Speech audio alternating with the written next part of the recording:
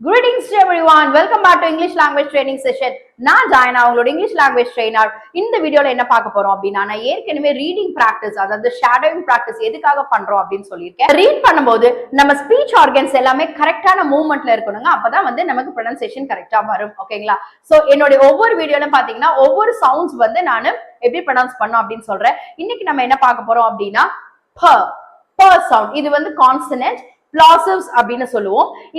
இந்த ப சவுண்ட நம்ம சொல்லும்போது அப்பர் லிப் லோவர் லிப் ரெண்டுமே இமிடியேட்டா கான்டாக்ட் ஆகி ரிலீஸ் ஆகணும். ஏர் உள்ள இருந்து கஷ் அப் ஆகி ரிலீஸ் ஆகணும். அதாவது பன்னு சொல்லும்போது பாருங்க, இமிடியேட்டா ரிலீஸ் ஆகும், உள்ள இருந்து ஏர் வர மாதிரி இருக்கும்.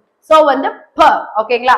சோ இந்த பிக்சர்ல பாருங்க, இந்த ரெண்டு மவுத்துக்கு நடுவுல இவ்வளவுதான் கேப் இருக்கு. சோ நம்ம அந்த ஏர் அதுல இருந்து ப அப்படின்னு வர்றதுதான் exact pronunciation for the p sound. இது p letter கிடையாது, p sound. அந்த மாதிரி இங்கிலீஷ்ல மொத்தம் 44 phonemes இருக்கு. நம்ம ஒவ்வொரு கிளாஸ்ல ஒவ்வொரு சவுண்டா பார்க்கலாம். ஓகே, இப்போ இந்த சவுண்ட்ஸ் வரக்கூடிய சென்டென்ஸ் எல்லாம் வந்து நான் சொல்றேன், நீங்க ரிப்பீட் பண்ணி பாருங்க. சோ கண்டிப்பா வந்து உங்களுக்கு யூஸ்ஃபுல்லா இருக்கும். Okay. The boy stopped the puppy from jumping. The boy stopped the puppy from jumping. My father keeps his papers safely. My father keeps his papers safely. Paper na sollakudadunga, adu vandu paper.